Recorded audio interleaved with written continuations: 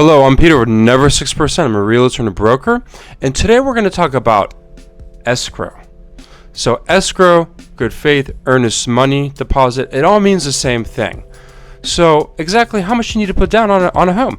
Well, that depends on the home, obviously, and the price. So let's use an example, $100,000. How much money would you put down? Typically in Florida, depending on the area where you're at, it's 1.5 up to 5%.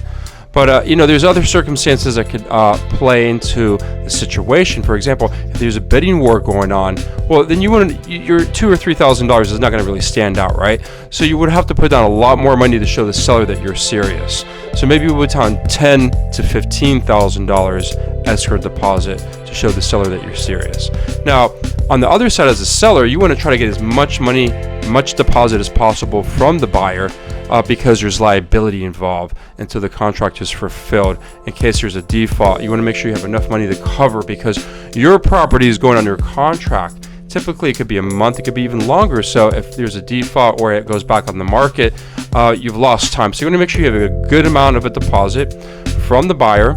Also, just a fact, in the state of Florida, there is no law against even putting down an escrow, good faith, or earnest money deposit. Again, that all means the same thing, those words. There is no law. So usually with VA that could happen, that maybe they don't want to put down a deposit.